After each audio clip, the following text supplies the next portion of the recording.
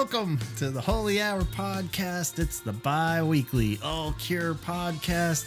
I'm Gavin, and tonight I am joined by Antonio. Welcome back to the show, man. What's up? Yeah, it's been a crazy, month and a half or so. Been a little busy, but, I'm back in the saddle. Ready to have you here. Ready to rock and roll. Do some Cure chit-chatting. And, of course, when we get one of you back, we lose the other one. So Chess can't be here, unfortunately. But we'll sync it all up before the end of the year in one way or another. But great to have you. We have a lot to cover in this episode because we got a full plate. Of course, Roger has a new solo album that came out about 2 weeks ago at the time of recording this, on his birthday, October 29th. So we wanted to dive into that and give it a quick run through because we've been listening to it and giving it lots of listens. Of course, in this episode too, we're hoping to cover, there's been quite a few Cure updates, some larger than others. We got everything from Grammy nominations, more festivals going around. We got the Troxy movie we have confirmed is coming to theaters and DVDs. And all kinds of stuff. Probably something else I'm forgetting right now, but we'll get up to all that too. Woo, let's do it. What do you say? Coming to a theater near you. Yeah, so much good stuff. So just like the Cure, where I have my year in review, schedule for the last episode of everything that happened. A little thin there in the beginning of the year. I was like, well, we didn't have much. And then they just cram it all in these last 3 months. Oh, yeah. It was just like, boom, hello.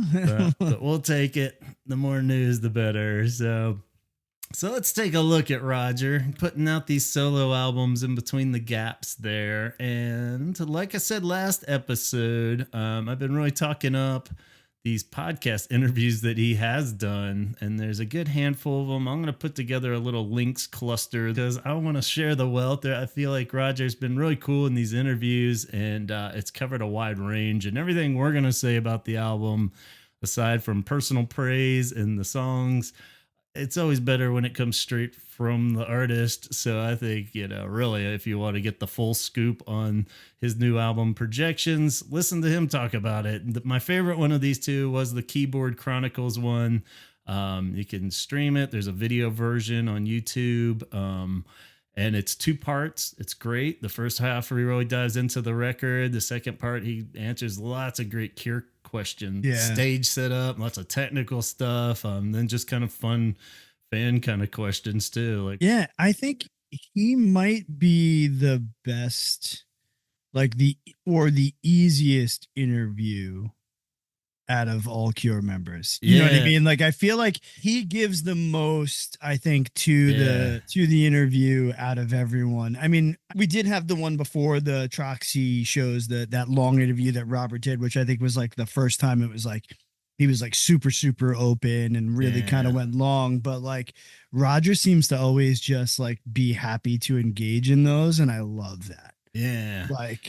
And especially, because some of these are just, where they're really diving into the technical stuff. And there's a lot of the ones that sounds like he knows the DJs, so he's always seems nice and calm and comfortable talking to these people and having a good time.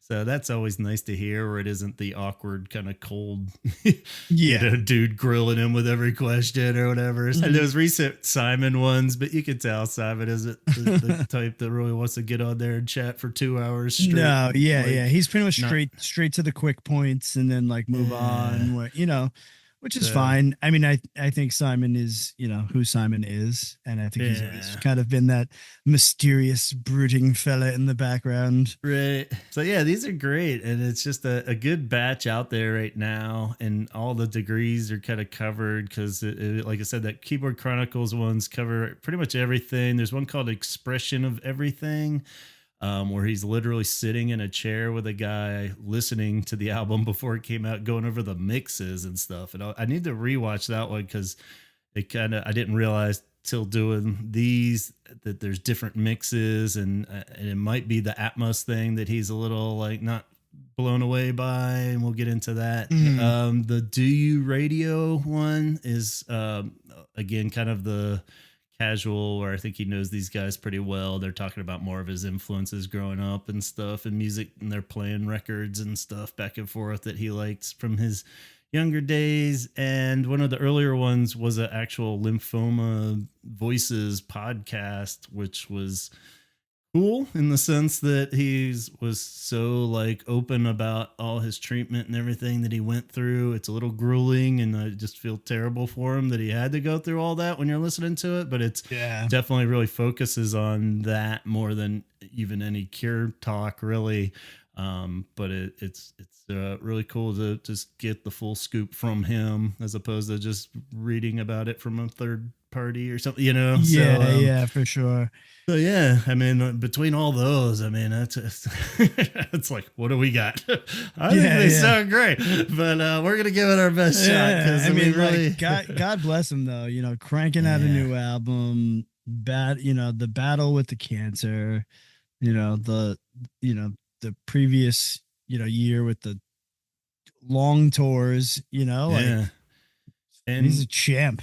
Totally. And like we're saying, being kind of the voice of the Cure in a sense, for he always handles it well, being the only one that is doing these interviews and talks and stuff like that. So I mean, I'm sure there's a little bit of pressure to a certain degree of like, not wanting everyone to just be like grilling about when's the next album coming out, what's that, like how nerdy does everybody want to get about Cure questions with him. So it's good to hear him, diving into this new record and getting the scoop on it. So as we dive into it, I guess a little bit of background in case you haven't heard all those, just to kind of recap it. We'll start with the timeline maybe. As we know, he went through treatment for lymphoma at the end of 2023. That's why he was missing the South America shows there, and into 2024. Right. And we remember that was a pretty quiet start to the year last year, and eventually got through it like a champ, got the all clear, got all the best, kind of news you could get, and fingers crossed that it all stays that way. And he's looking great, got the all clear, and just in time for the October release of Songs of a Lost World. And they played the Troxy show and those few little BBC promotions all within that like week, I guess. Those are his first live shows back playing.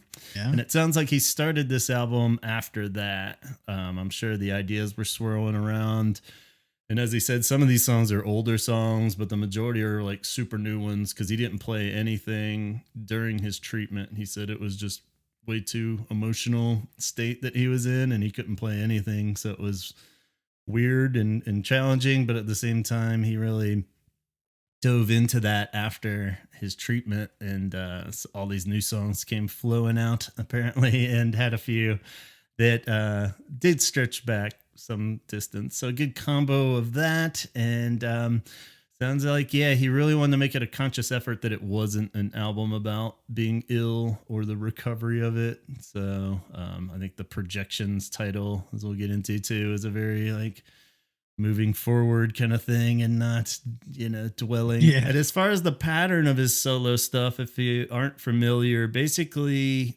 over the last since 2006 was his first official solo album, and he's done 3 electronic ones and then 4 that are more traditional orchestral or just straight up piano instrumentals that I'm not quite sure how you categorize them, but just kind of more organic instruments with piano and maybe some strings and such. So he's done 4 of those, and now this is the 3rd electronic one. So this album, Projections, falls into the electronic category.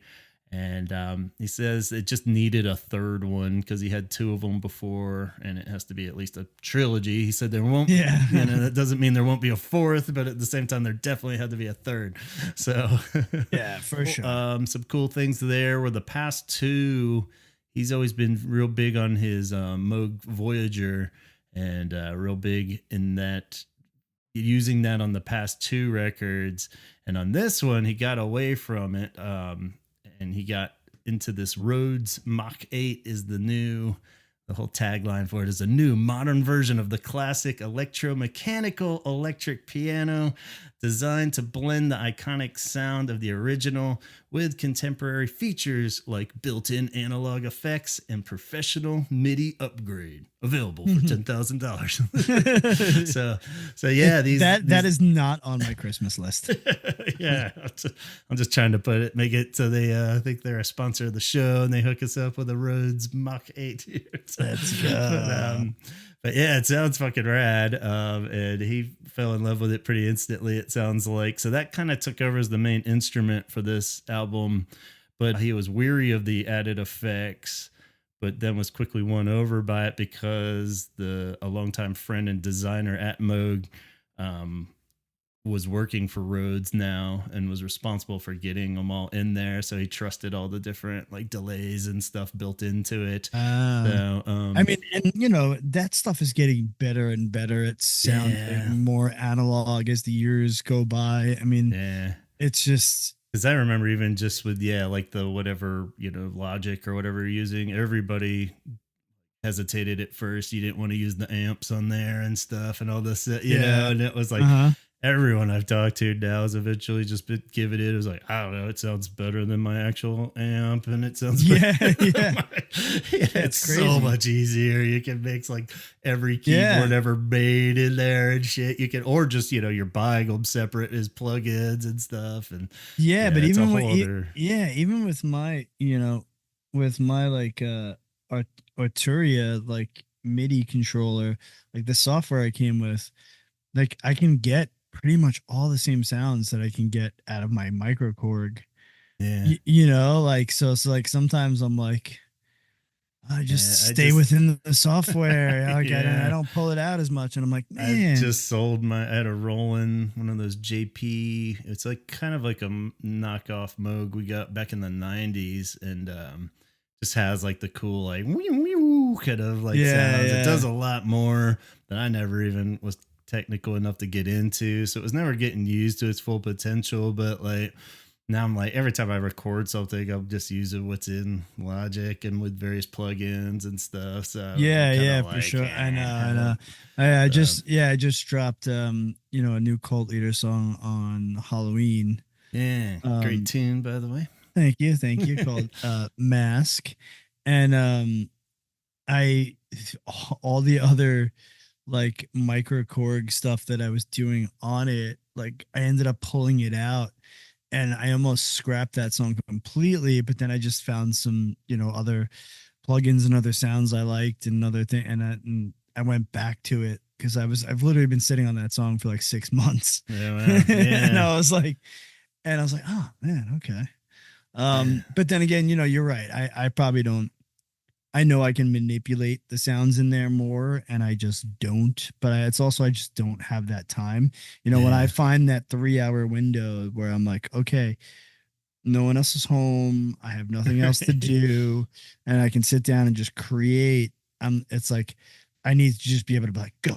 So I think that's a lot of it too. Like not everything. That's what it is great nowadays, where you can tweak it so much afterwards. That's why you just get that creative day where you're just getting it recorded. Then you can fuck with the sounds later and stuff. But it's still, it's crazy. I mean, and when I think about all the stuff that like fires me and like influences me with that stuff, the two biggest influences for me are The Cure and the Psychedelic Furs, and Roger has played with both of them. So. It's crazy. There's a lot to be said for it, for sure. So very cool. And then on to the other part that I don't ever fully understand is when you get into full on deep mixing and mastering and stuff. And so he started that in January and February. And it was interesting in one of the interviews where he's talking about how he did the Atmos mixes for the streaming that's out there now, but wasn't totally blown away by it. And then I kind of checked out where I didn't really catch why or what, I guess it's that sort of pseudo surround sound or whatever that the Atmos is supposed to give. But he said it was kind of unnecessary for electronic music. And somehow that segued into doing a whole different vinyl mix. And so the vinyl is going to have a completely different mix than what's on the streaming. So anybody that really wants to And I'm sure you have to just do the whatever mix for vinyl, but I think he liked something else that was being tweaked more. So it's kind of like just a whole other mix. Whether or not, it's noticeable to like the average, just whatever listener could be like, Yeah. I don't hear it, but at the same time, maybe.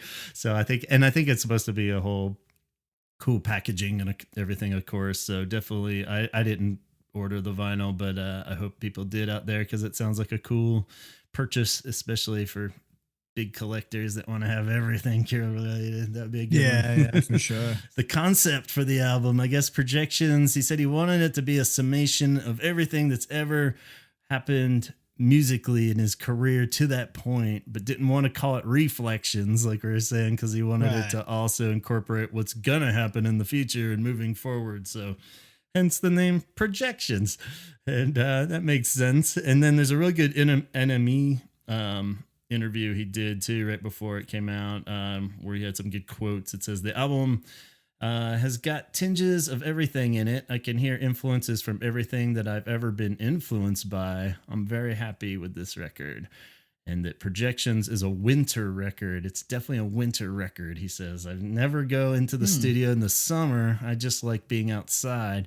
So the summer is always a non-productive time for me, whereas the winter is very evocative, isn't it? So yeah, I can hear it in there. And, part of the beauty of this record too is got so much emotion in it, which is cool because I get that more out of his piano ones and stuff, because I feel like the straight up piano with the strings is what gets me all the time. And I tend to check out on electronic stuff a bit more, even though I know it's possible and it's, old fart of me to say like, it feels a little more soulless, but I feel like I never really get like the deep wintry emotions out of electronic music. I'm just not as into it. I love the more kind of traditional sounds and stuff, but this album I feel like does bridge that wonderfully, where maybe it is more the Rhodes that he's playing in this, but like I feel like you do get those little like beautiful melodies. And like we were saying,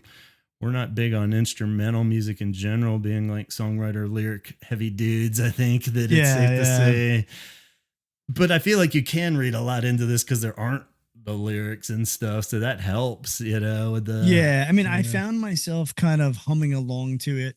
I found myself thinking of melodies that I would put to it.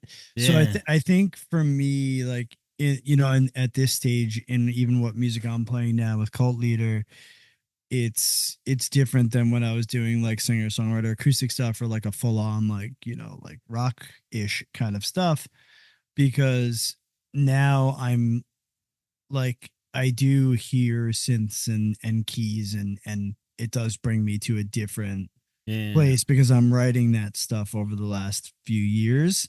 So I did kind of like enjoy, like I kind of, on the first listen, I just kind of had it on in my headphones, put it on, and I was like kind of just running around the house doing stuff, but then on the second playthrough, like I was on the train on the way to New York City, and it hit a little bit more because like you're just watching like the day go by out the window, and it was kind of like I was vibing on it, like, so I think there's a place for it where like in the like in his prior solo record, like you're right, like that one was a little more, that drives more emotion in almost like a more melancholy kind of sadder, somber way, which you and I love that stuff, like obviously.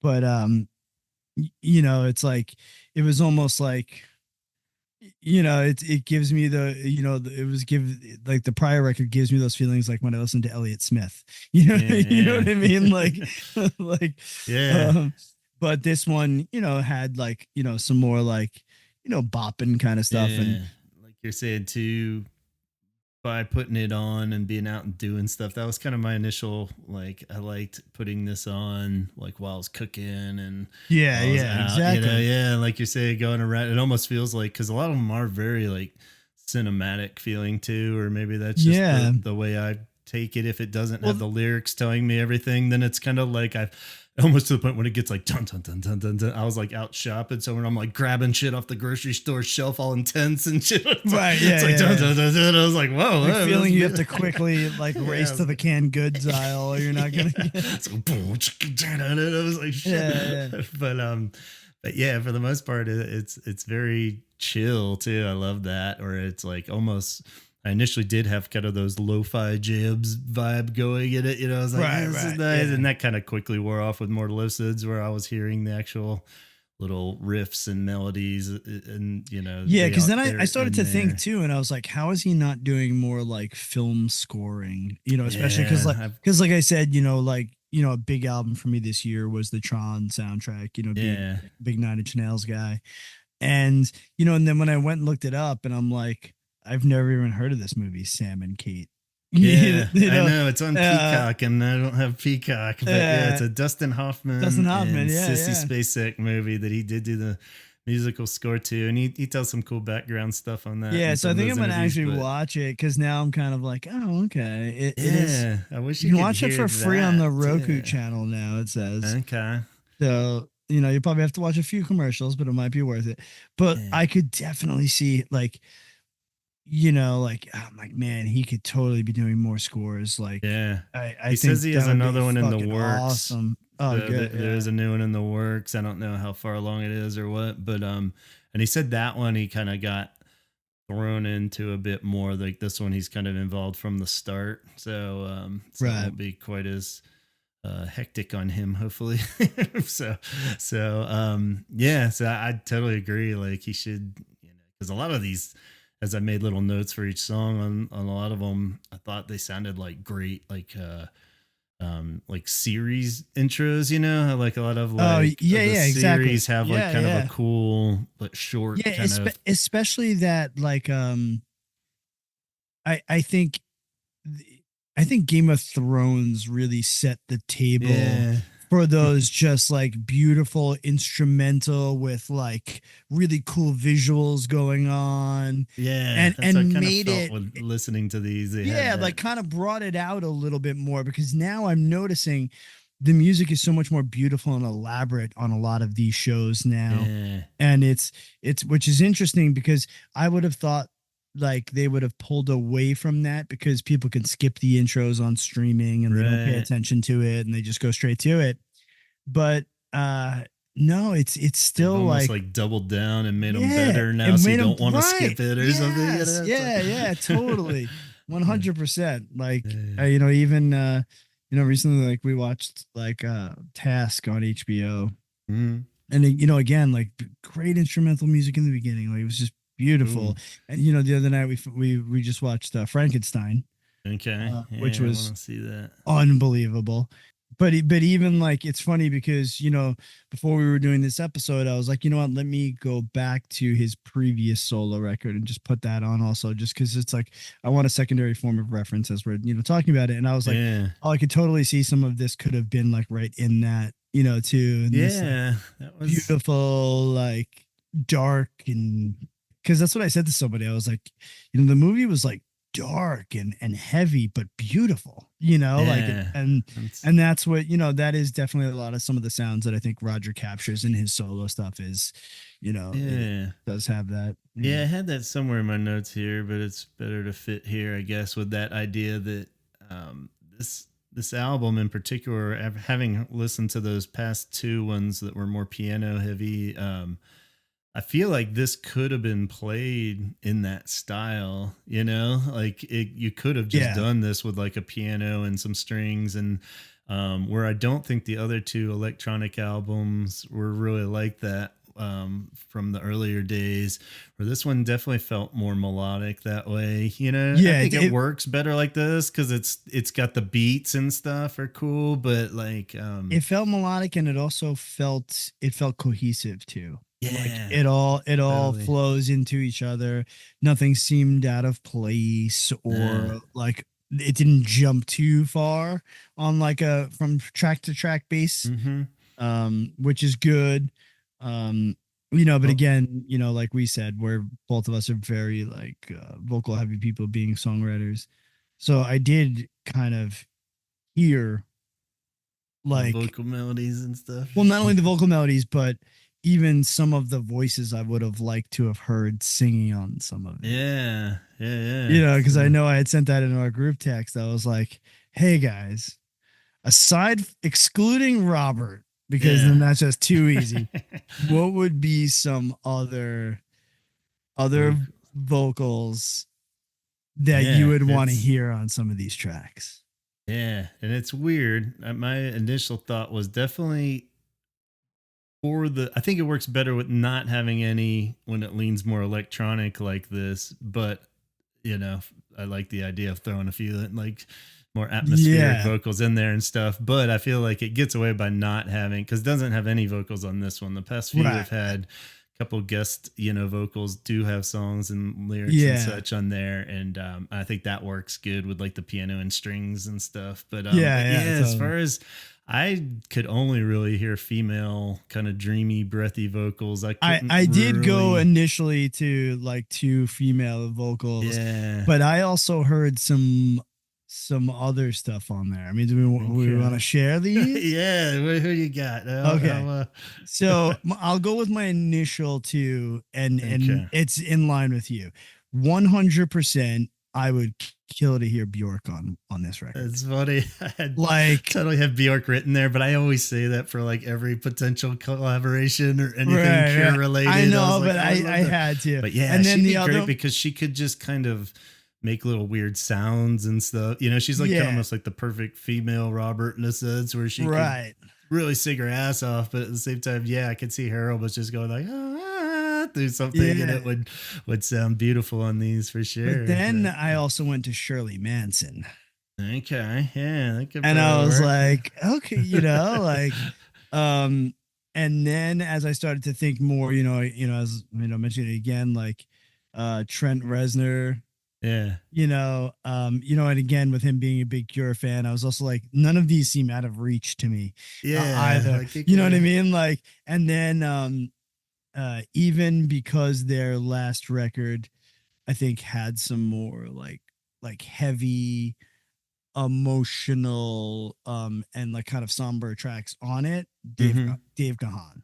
Yeah, that's it. He was the You closest I know? got for male vocals of something that I would like to hear him sing But then over. I made But then I thought maybe that's two on the nose or something. I know it So is, it's like, but it isn't. But yeah, but the one exactly. that's way off the nose that Okay, what is you got? Nate No Face. Nate No Face. Okay, He- from yeah, he's done stuff with Soft Kill. Soft Kill's the only And reference I know. I think. But, yeah, and he does a lot of his solo stuff. And because is he kind of a rapper dude? Right? Isn't he? he's caught in between the worlds of like rap and some more like aggressive, like electronic-y, punky kind of stuff. Uh-huh. But then he's also like, even on his last album, he had some like softer, like beat stuff on it where he was like actually singing. He's so versatile. But I do think there were some drum beats on some of the tracks on this one that almost felt like jungle kind of hip hop Yeah. to him a little bit. So that's where I'm like, oh my God, Nate would be that perfect guy to kind of like Okay. pull those things together. I mean, because I listened to all his like, straight up Nate No Face stuff. Okay. And I think if you gave some of that stuff a shot, it's a lot less hip hoppy than you think it is. Yeah. Um, Okay. Yeah. so, I guess a quick side note for that too. The beats are credited in one of those podcasts of a dude named Brian, I believe it was. It's a guy in Philly. Oh, Brian. Brian. I didn't Hello, catch his last Brian. name. I think it was Brian somewhere. Yeah, Brian in Philly. And so Chaz, basically. Yeah, I was just gonna say that. I'm like, another Eagles loving fucking. Yeah, but he Phillies hooks him up with the fan. beats. So it was cool that he apparently gets a bulk of the song or a rough mix and will send it out. And this guy puts all kinds of percussion or beats behind it, and we'll send it back to him to pick apart the tracks there. And it works great because that is kind of a huge part with this album that separates it, I think, from when I say you could do these as the classical style. I think the beats make it, kind of pop out a lot more, like you're saying. And Brian Michael is his name, but Alka Brian is his Michael. project. Okay. I want to give him proper respect. Yeah, there you go. Great job on the beats, Brian. Yeah. I'll still just call you Brian from Philly. I'm going to call him Brian with a Y. Brian from Philly. I kind of would have liked to just heard, I'm not familiar with her other stuff, but on like Two Ravens, his other album, Jennifer Pagay, I believe is how you pronounce the last name. She did the vocals on that. And I'd almost like to hear the contrast of her singing over the piano stuff and strings, but also singing over this electronic stuff would be cool. Oh yeah. No, that would be cool. And then one of my favorite like female songwriters, just as far as the really soft, beautiful voices, Maria Taylor from Azure and such. Oh, okay. Yeah, she's yeah. And even not necessarily these songs because they sound great as is, but I like the idea of them singing over electronic stuff that Roger, maybe for the future Roger album where he does collaborations, when he gets all gorillas on us and he starts bringing in like a guest for each song. Or you could just be mixes of Roger's New World. Yeah. Like just do another one of this. He needs to put out like projections, remixes, pro mixes, and projections, the live version, projections up, projectioned up. Yeah. So, then we get the live one, then we get the movie, and then we get the different colors and the also going back to what you said about the concise beauty of this album, which is great because it taps into what The Cure does so well. I did want to elaborate on that a little bit more too, because it really is. It's 8 songs. It's around roughly 30 minutes. So it's really easy listen, kind of like where I've put it on and had it flip and I listen to it again. So that's cool that it does that with electronic or even just the kind of more classical stuff. A lot of it, with other artists, I kind of check out because it tends to get a little long, like the actual songs, like especially electronic shit could just be like these 8-minute or builds up, it goes down, builds up, comes up again. And so I think he does a great job of keeping these songs like short and sweet, like not necessarily short, even they're all like 4 to 5 maybe at the most. So I think that's a huge plus for the record.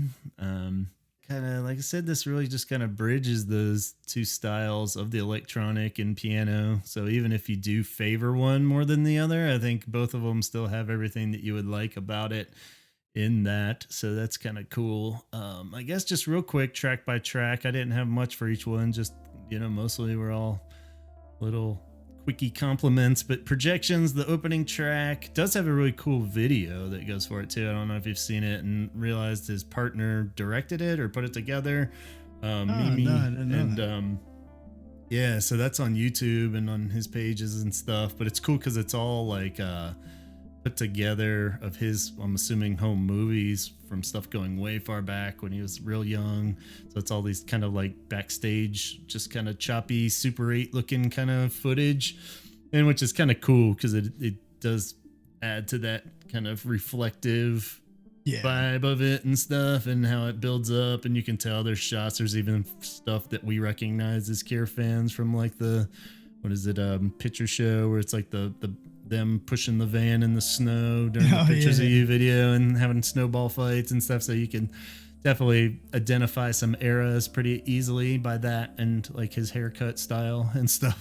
So very cool video. I love this opening track. It's probably one of my 2 top favorites on the album. I think it's just a really cool little piano riff and melody that goes through the whole song. And I thought this one definitely felt like it could be a cool opening TV series sequence there. So lots of great layers, of course, as The Cure and Roger are known for. So 2 and 2 is 3 is track 2. He said that was the oldest one from 2010. Maybe the pieces of it at least went back that far while he was writing it. But this one had really nice beats. That was kind of where I had my footnote of Brian from Philly really delivered some cool beats and cool little twinkle things going around when you listen in headphones too that are bouncing, panning back and forth in the headphones and stuff. So, but again, kind of just anchored by cool, catchy riffs too. Track 3, One Step Forward. has a cool chill vibe and lots of good tones on this one. I just kind of liked it and thought it felt very cinematic. This is the one where I was getting real action packed in the grocery store while I was listening to it while I was shopping. So, track 4, I Can Only See You in the Mirror. Again, cool tones on this one. And the melody, for some reason, I hesitated putting this in my notes even, but it had little touches of like love song vibes to it for some reason. It was just the way the layers kind of were interwoven. I even like tried to figure out what key it was in, and it definitely wasn't in the same key as Love Song.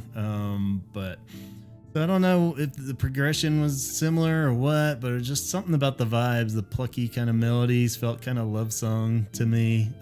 He'd probably disagree entirely that it has any vibe of it, but apparently that one's about his friend and hairdresser that sadly passed away fairly recently, and that's where the line "I can only see you in a mirror" is because he only ever saw the hairdresser in the mirror while he was working on it. So that's pretty sweet. And this one doesn't have the Rhodes or any beats on it apparently, so I guess this one goes back to the Moog.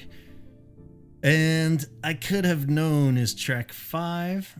Good chill tones. I wrote these. I just keep saying chill tones, cool melodies, wandering. Yeah, it's great vibe, man. yeah. Sorry, I refuse to go all music reviewer pitchfork, or I say it's a touch of oak and. Yeah. You mean you didn't type your review into Chat GPT and no, spit out adjectives you would never use? Nobody will ever accuse me of that. But, my flowery language, like he gets a little fancier with the playing on this one. Which is nice. But I think it's a huge compliment of how, and he mentions that in a few of the interviews, of how the Cure's really made him learn the minimalist approach to you could play more with less. And you really hear that in his playing where it's not, you know, this dude could fucking shred the whole album if he wanted to, but it's like he really keeps it control, and they're really catchy too. That was like cool thing because you can kind of hit those 4-note, especially if you're leading into the electronic thing a lot more than. But when you catch them when they're actually catchy melodies, you know, they get stuck in your head. Like that's where you really hit home. And I feel like track 6 really did that. Row 7, because the fucking melody on this one sounds so familiar to me. I actually went back to all his albums thinking it was something that I had heard, and he was doing some kind of throwback where it was the same like, riff, but then he was doing it on like a different keyboard sound. I didn't find anything that matched it, but I could swear I've heard this somewhere, so I don't know what the hell. Well, it's just one of those things, but maybe that's just one of those cool. I kind of just quit after a while because I'd spent way too long trying to find where I'd heard this melody. So I mean, isn't that kind of one of the ultimate compliments of a catchy song? It's like I could have sworn somebody's written this before or somewhere, but so yeah, I don't know. Maybe there's. Well, I mean, you know it, man. As a musician, like every chord progression's already been written. Yeah, so you know what I mean. Like something similar out there. Yeah, we're not gonna, you know. We're not going to reinvent the wheel at this point. I mean, yeah, but I love it. So it's catchy as shit. I heard it. It made me want to keep listening and find more about it. Then the last 2 tracks, Siren Song builds well. Seems to have a goal where it's driving more and going in a specific spot, and lots of great swirly atmospheric sounds in there. And again, catchy melody. I said Zero Time, the last track, starts with a cool snapping in the beat that feels very much like a ticking clock kind of. I'm sure that's a little too on the nose for it, but I like it. It definitely cool, and you know, the synth bass line kind of drives that song in a cool. It has more of an 80s vibe than the other songs on the album, I think. So that was kind of cool where he's tapping into that a bit more, and plays more of like a fancier kind of actual solo on this one than a lot of them don't have, so it gets a little cool rock out by the end there where he's pickling the ivories, as they say. But so my 2 favorites that were probably row 7 with that catchy riff that I can't place, and the opening one, maybe just because I've listened to that one the most with the video and everything. So But yeah, I mean, I don't know. Like I said, it's hard to really elaborate too much without going into the specifics, the sounds, and playing the songs for you guys and stuff. But I definitely recommend it if people haven't checked out Roger's solo stuff. They're all on streaming.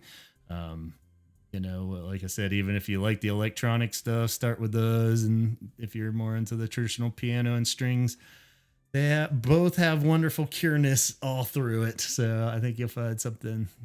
And if you guys would like to hear Gavin and I just sing over the whole record, yeah, we'll do that for you. The bonus track there. Well, yeah, fuck all those other guest vocals. We're gonna do it. We're gonna exactly.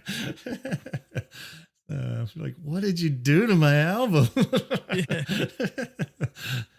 But I recommend it. Go check it out. And great job, Roger. I hope you were proud of the record, as you should be. What do you say we move on to some Cure headlines and updates? Yeah. So some of the lesser groundbreaking news that I'm catching not only you guys up on, but since the last 2-week episode break, or we haven't had Antonio on in a while, so maybe some of these came up in passing with Chaz and Chrissy, and just in my little finales that everybody probably skips at the end of the episode. So we're up to 21 festival shows, I believe is the final count for 2026, scanning all through Europe. I wouldn't say they're totally done adding yet, but it's slowed down a little bit on the announcements, so we might not be getting too many more, if any at all. But they're covering a good chunk of Europe there and into Slovakia and such. So playing there for the first time ever. So that's always kind of cool when they can add a new one that they haven't played before. No trips in your future next summer going to Europe? Not yet. Unless I hit some lotto. Yeah, probably not. Seems to be. I mean, I would say, like I had kind of mentioned to you, like if I was going to travel, it would definitely be not for a festival. Yeah. Show. Or at least a more Cure-based defense festival that they're creating. Yeah, right. Yeah. So I would probably be all about, hitting like Dublin, Belfast. I think is a place I'd also like to see, just because then I'd also like to just kind of experience the place that I'm in as well. I do love when I travel going to concerts. I think it's a great way to go see a new place or in a new city, because you get something familiar, and then you can go experience the things that you don't experience at home. I think that's kind of the other huge part is like I would want to make it a whole week-long thing at least. Not even if I was just seeing one show, that's fine, but like I'd want to spend the whole more time. I would feel horrible if I went to fucking Paris and just went to the show and had to leave immediately, or you know what I mean? If I didn't get to hang out for like a fucking week or something, I would be like kind of heartbroken, especially if it's somewhere I hadn't been before. If I'm going to Slovakia, I want to hang out in fucking Slovakia. I want to get Slovakian. I want to get Slovakied up. I'm gonna drink some Slovaki vodka. I want the whole experience. I because it's like even like I'd love to go to Sweden. Like Sweden's on my list of places I'd like to visit, because we want to, Melissa and I want to go to the Geiger museum and the Geiger bar there, and like just to kind of experience that. Yeah, but when I look at the rest of I don't know like most of the people on this fucking floor. A lot of them are. That's other draw or a negative. If you're going to the festivals, there better be at least 3 other bands that. I mean, there's Viagra Boys, Idols. Both of those are bands that I listen to and like a lot. But like, some of them I'm like, I don't know any of these bands. Yeah, at least the choices are out there, so that's cool.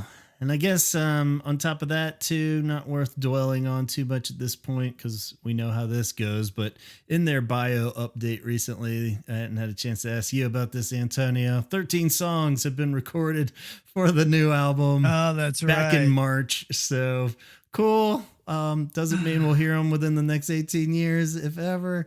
I guess the part I keep getting dwelling on is I thought they were supposed to be recorded already because weren't they?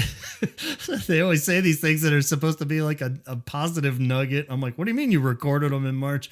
Wasn't it the whole album was already done, like from the leftovers of the others? Which I'm sure he probably was just like, I like these songs, but let's re-record them so they have a different vibe or something. But Yeah.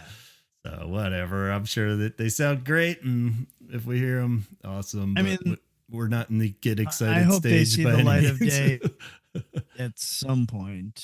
Yeah, and I don't see them with this mega festival run coming up having too much time. So unless, No, yeah, that's gonna be like, well, I mean, that was the thing too. Is when I looked, so you're talking June, July, and August is pretty tied up over there, and right? even the Teen Cancer Trust thing, I think is in March. I want to say, but it's a little earlier than the festival starts, so they'll be doing something in the beginning, you know, at least rehearsing for a Yeah. one-off there. So But what that says to me is that there's no record coming out for sure next year, because where are you touring for the record then if you're doing all this right, stuff?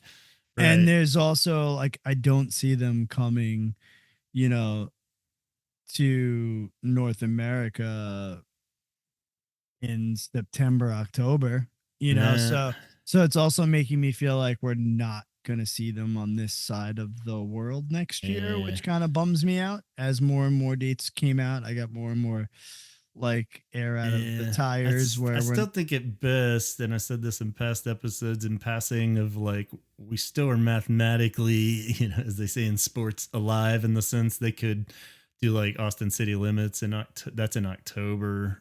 So they yeah, could just do that's a couple true. festivals like that and like fucking, or just do like a one-off Pasadena Daydream thing where they come. That's what they did in 2019. So, I mean, we Yeah. could. It's going to be a festival if they do, but even that, it's looking pretty slim, I think. So yeah, you know, no biggie or big surprise there. But yeah, as far as the album, they're not going to crank to release it at the beginning of the year, then play a bunch of festivals. You know, it wouldn't come out till it'd probably be like a rerun at best, where maybe it'll come out like October of the end of the year, and then they could do a tour at the start of 2027, maybe, I you know, mean, like like, did spring of they 27. announce the Coachella lineup for 2026? Like, Yeah, I don't even know when's Coachella's, like in April. April and shit. Yeah, Yeah. so like, yeah, I don't Not that I know. want, not that I want, like, Yeah, they could do some that's the like festival I festivals would probably before. least likely want to go to. Yeah, that Like, would be a it, mess now. So yeah, any yeah. of those, I'm not too keen on them, but it gets a little more tempting when it's just like Austin or Chicago or something, you know, where I'm like, well, you know, it is a little easier to just zip over to California. Yeah. But probably still not likely for me, but hopefully other people would be able to catch up. So yeah, on to more actual news. This is the cool stuff we haven't really gotten into. We started to talk about it with Chrissy and Chaz, but we didn't have the official release yet of what the film was that was being worked on. And it's come out and confirmed that it is the Troxy.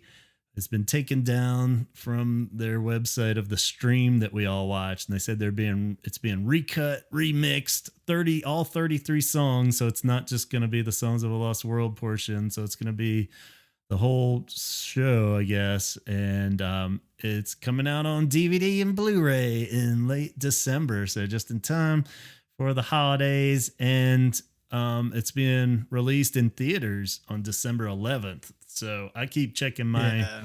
the one I saw anniversary at, nothing yet. They said November 20th, even it was going to go on sale. I think it was November 20th, they said.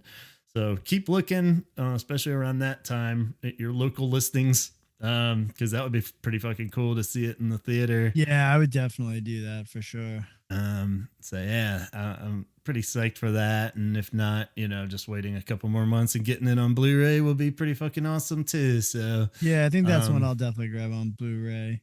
Any thoughts on what they could add as bonus material or anything? Who knows what they would? I mean, Probably would be with 33 songs in the full thing. It's pretty packed already, but yeah, but I'm just wondering if you'll get another medium with it, like like maybe digital download, you yeah. know, would be cool. But we already have the album running out of shit for this Yeah, Songs of the that's Lost World that they could true. possibly even. But do we have all 31 songs? No, You because that know, was so it's just like, the album, right?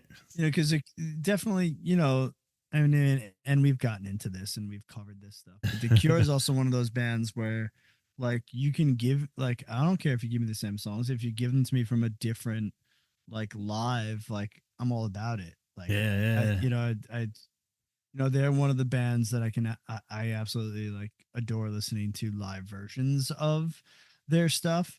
There are some bands that it's just like, and there are bands that I have their logos tattooed on my body that I probably wouldn't buy a live record of. right. Doesn't mean I It's don't like love them, right. but yeah, I mean, like, there's always something a little different in each one, and yeah, something about the magic is always there in every live rendition. And no, yeah, actually, know what a good bonus one might be if they're still looking for ideas out there.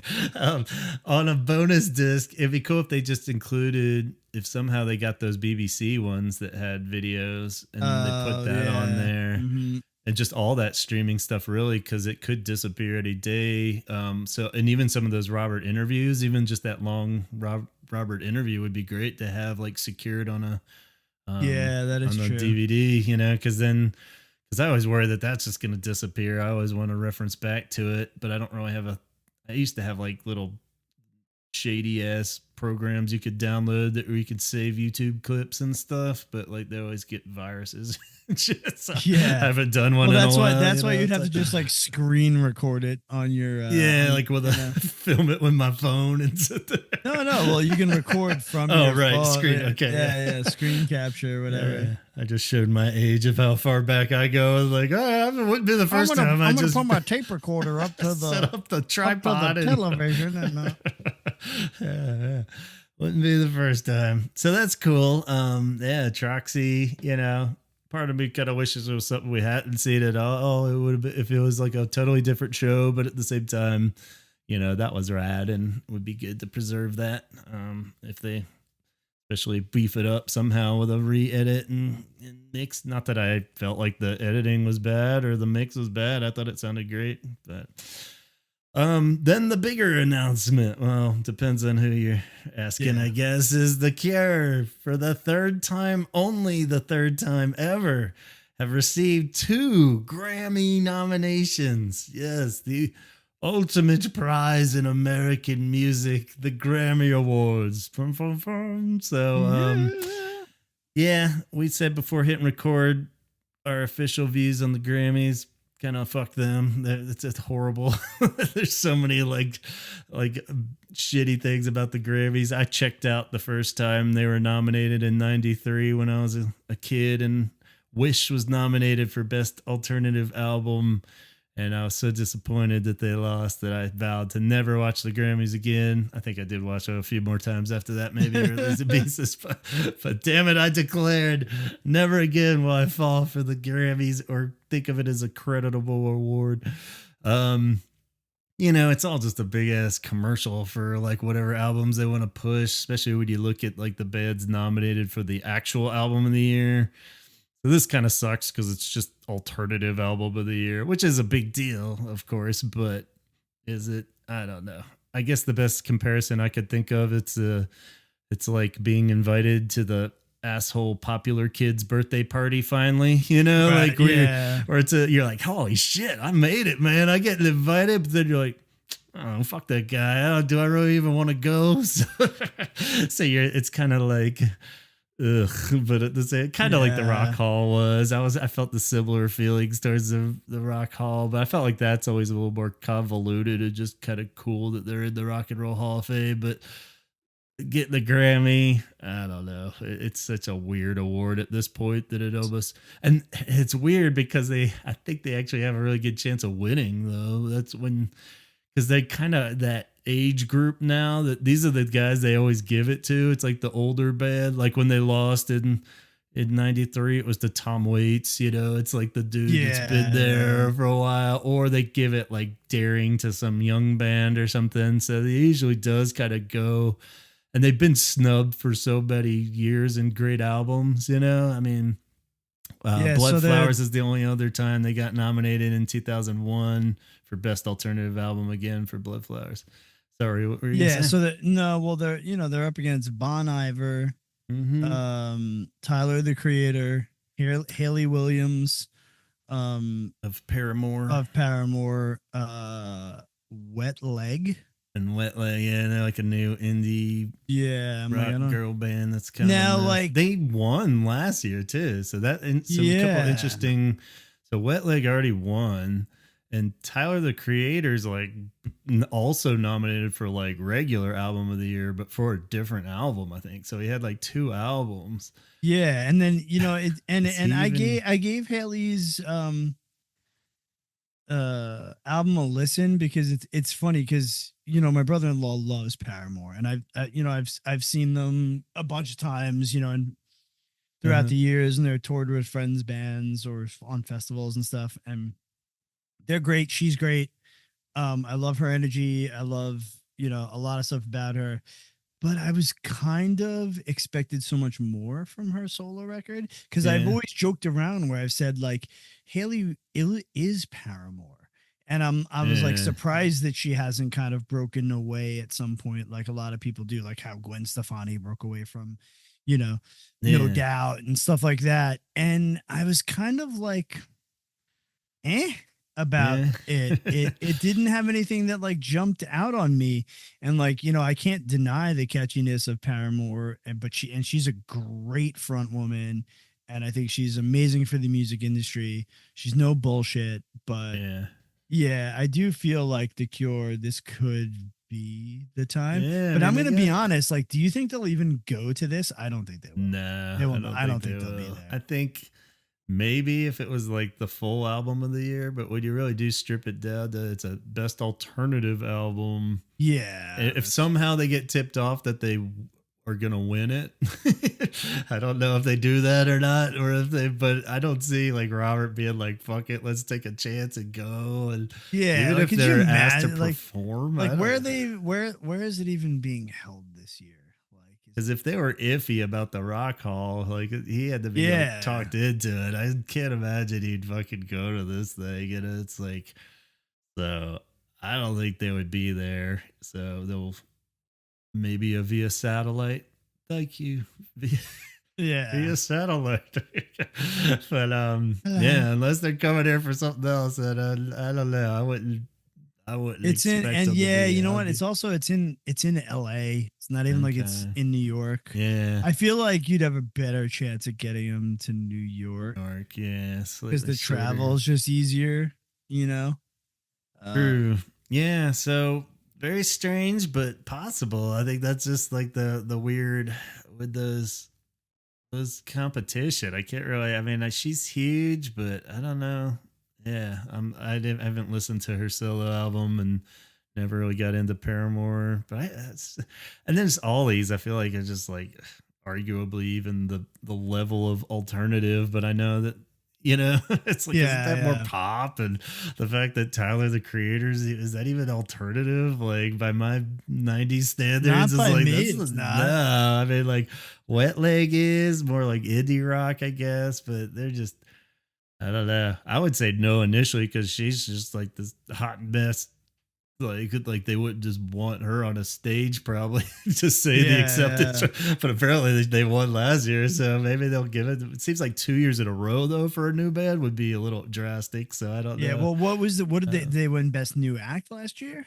I think album and act, if I remember correctly. Yeah, I was like, I could so care less. And just to circle back real quick, my AMC app does have the Cure thing listed now, so it's probably for AMC. Okay, so it's probably going to be in AMC theaters. I hit the little thing that says reminder. So I mean, that doesn't mean that it's gonna play in one close to me. Yeah. You know what I mean? Like it's, Awesome. Well, hopefully you but can. I mean, I'm sure it'll play in New York City.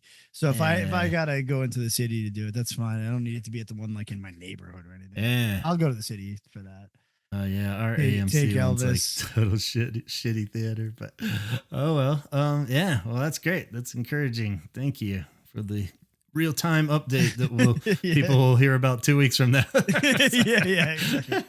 You're welcome, people. Yeah. Antonio was there first. It'll officially be on sale. We all will have pre-ordered it. Like, yeah, we've already got the ticket and seen it by the time this episode airs. But so yeah, very cool. But they're not only nominated for just album. This one's cool that I think this is the first time that they're nominated for song too. And I had to look, I spent way too long digging into this because I had initially saw Alone and just was okay, best alternative song.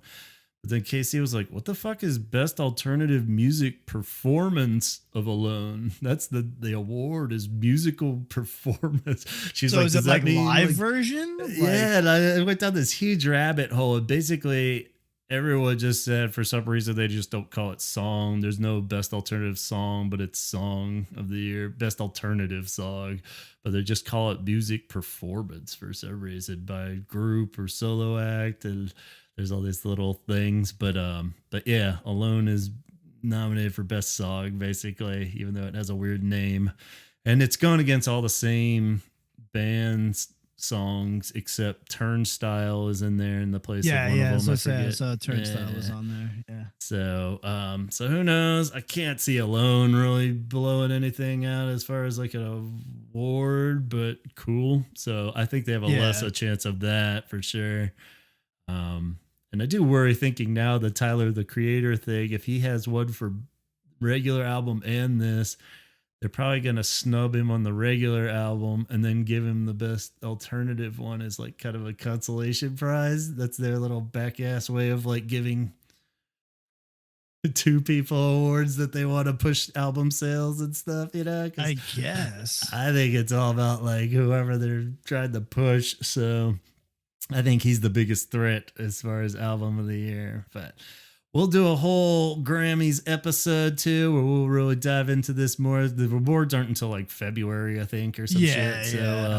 So we'll have lots of time to build up theories. And I think, like we're saying, I might want to switch out doing Holy Hour Awards, and maybe we'll do an all Grammys alt reality scenario where we go through every year of the Grammys best albums and we throw the Cure's album in there of what year it would have been if they had gotten nominated, and we could all vote on if the Cure really should win album of the year every album of their career.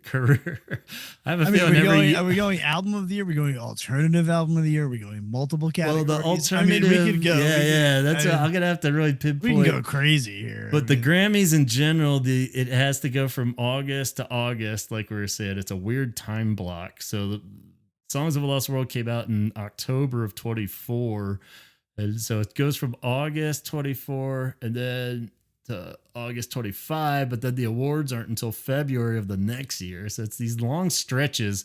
But so yeah, I'll pinpoint the actual block that they would be nominated. The alternative album of the year didn't exist until 91, I think it was. So when they were nominated for Wish, it was only like the second time that it had been nominated, or third time. So we'll do regular album of the year, which will be tougher for them all the way up until like 92 or 3, I think, and then we'll put them in. What we also do need to add though in there, because it was in 94, it was a category. Okay. For Burn for best song from a movie. Okay, you've got to get Burn that Grammy. Yeah, because I'm also curious. I'm like, what fucking soundtrack song beat that out? Are you kidding me? That's one of the fucking best songs written for a movie ever. Yeah, maybe we'll find a few select ones that really offend us that we'll have to see what the fuck could have possibly beat out, just like Heaven for Song of the Year. So, yeah, so that 87 was tough. A lot of them looking at it even already. I took a quick glance at like those years where it was like Whitney Houston's biggest album and Phil Collins. Yeah, it was just like, oh shit. Michael Jackson. Yeah. I was like, fuck's sake. All right. But that'll be a fun discussion. I think we could all die on our own various Cure hills as far as it's like, nah, fuck that, man. 2004. They should have won. So, so yeah, lots of cool stuff there, and congrats come on. to them. You want to know what song won Best Song from a Motion Picture in '95? All right, spoil it. What do you got? Streets of Philadelphia, Springsteen. Oh, Not even close to a top song of Springsteen's. Get the hell out of here. Get out. I guess bottom line, congrats to the Cure though, because it is cool shit that they got it, and hopefully that further fuels the flame of them being like, well, shit, let's put another album out. If they nominated them for more than one thing, they better fucking give them one. I'm sorry, right? I think they got a good chance for the album. I'd be real shocked if Alone somehow wins, because it's like such an epic nut. Like, and listen, the world is obsessed with Turnstile right now. So yeah, I mean, like, kudos to Turnstile. I mean, especially because we were even still debating, was Alone even a single? They never exactly.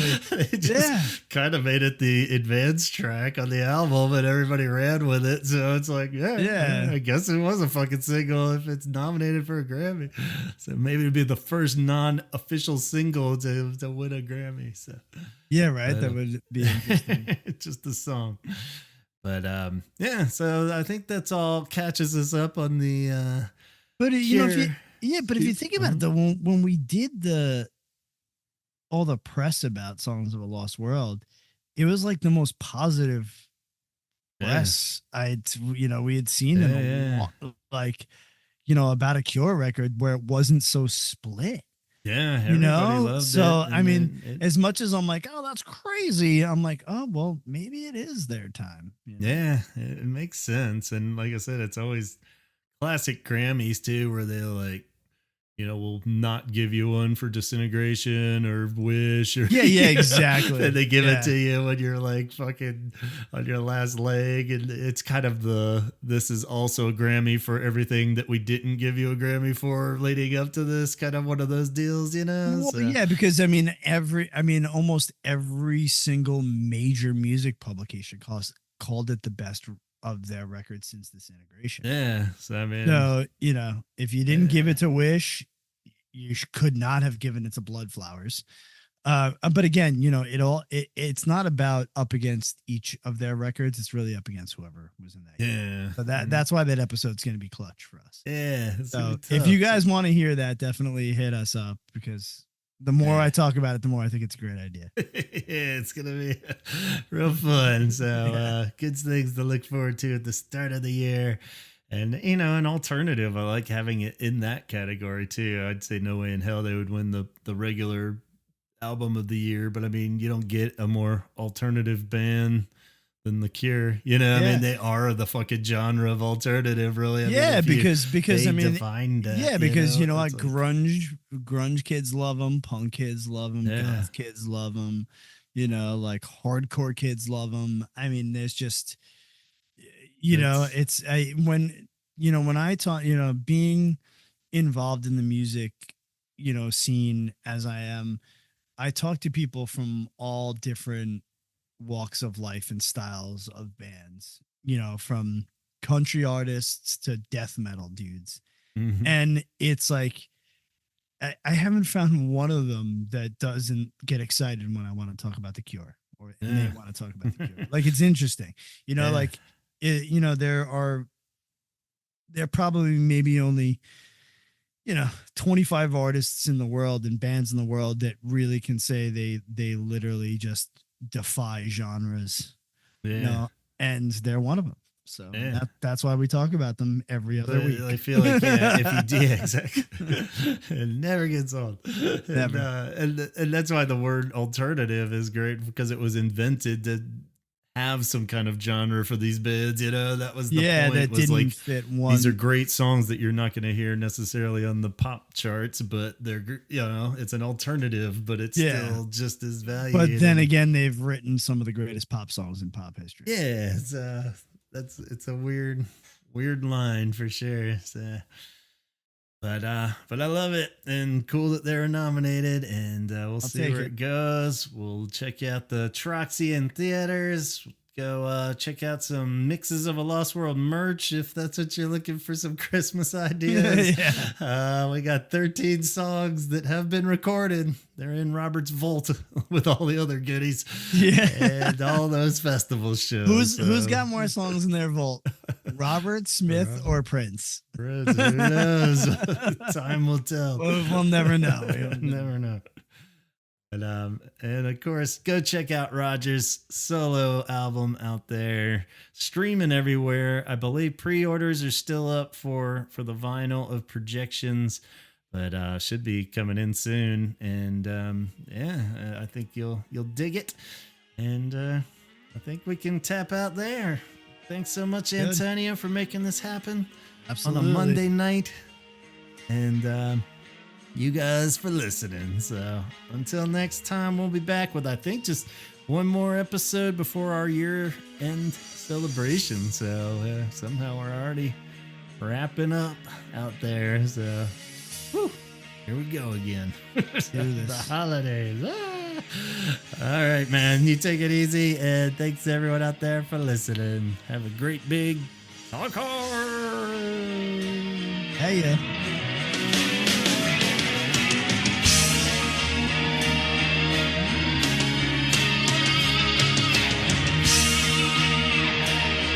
Again, a giant thank you to Antonio for joining me in this Cure Talk, and you guys for listening. And most importantly, thank you to our loyal Patreon crew over at patreon.com/The Holy Hour Podcast. You can join in and be a part of the team like Craig, Donna, Jeff Hilton, Jeff Cortland Jones, Sue, John, and Allison, and Dion, Nemesio, and Matt Ford, and Letty, and John Roberts, and Tony, and Ben, and Matt Fisher, and Danny, and Coulter, and Tom Johnson, Francisco, Arno, Chip, Amber, Nicholas, Shirley, Jason Hall, Steve, and Mara, and Caroline, Brian, Sean, Colin, and Jennifer, and of course Kate at CureThreads.com. She's got tons of original Cure-inspired designs over there on a wide range of products, especially as we inch towards the holiday season. Get those orders in. If you are interested in ordering, though, she might be able to hook you up with a better price. So find what you need at CureThreads.com and message her at Instagram. Forget About Stars, or at her email is mycurethreads@gmail.com. Tell her what you want to buy. She might be able to give you a exclusive discount. So don't be afraid to reach out and show her what you're interested in. And otherwise, check out Cure Arts Collab on Instagram, the page that she runs over there, packed full of Cure fan artwork. They went crazy during Curetober, so go take a look back over at all the cool Cure artwork that was uploaded to the gallery over there. Scott Kruger is part of the Sarlacc Digest. That's the All Star Wars podcast, the best All Star Wars podcast that you'll ever want to check out. Perfect for any level fan. They do live shows on YouTube and Facebook every Wednesday evening, and that's at 8 Pacific time. And so do the math if you're not on the West Coast there. And check them out. Always engaging conversation. And just when you think that there's nothing new going on in the Star Wars universe, you'll always have a fun conversation weekly over there. And maybe I'll see you in the pit. So join the Sarlacc Digest Wednesday nights. David runs an awesome Etsy shop. It's called The Obsessive Geek. And you're also going to want to go get some holiday presents over there for your loved ones or yourself. Get one of those 3D printed recreations of the Cure album covers that he has over there. They're super rad. And you can also get a Boys Don't Cry keychain. They got Fascination Street signs that you can display behind your Funko Pops that look really cool. All of it's high quality and very affordable. So go on over to The Obsessive Geek on Etsy and do some shopping. Dana is a freelance animation, illustration, and motion graphics designer. You know her work, but if you want to go check it out, it's at graphics.tv. That's graphics with an X.tv. And check out her amazing work over there, and maybe reach out if you want to collaborate on a commission or a new project that you have in mind. She is open for business. And of course, Tanya would like to spread further awareness of 988lifeline.org, a suicide and crisis hotline with over 200 crisis call centers located all over the U.S. It's available 24/7 and offers free and confidential support for people in distress with numerous prevention and crisis resources. Things are getting stressful out there as we wrap up the year, as always. So if anyone you know or yourself is in need of help, please don't hesitate to reach out. 988lifeline.org. Lisa recommends you visit Dickens. It's the coolest venue in Calgary, and they always have some kind of cool show or event going on. You can get the full scoop on their upcoming shows at dickensyyc.com. And, of course, James Dobson's Bastard Kids. That's Chaz and Chrissy's other podcast over there. Each week they take on the evangelical church, broadening horizons and shining light in all the dark places. So enjoy. It's a lot more fun than it sounds, I promise. So go check them out. And everyone out there, thank you so much. We're going to keep this one as short and sweet as possible, and hopefully have some elaborations on those Cure updates soon. Go check out Roger's album, Projections. You'll love it. Stream it, order the vinyl, turn it up to 11, and enjoy. All right, we'll catch you in 2 weeks. Talk hard. Sweet colors of the snakes, I'm seeing light.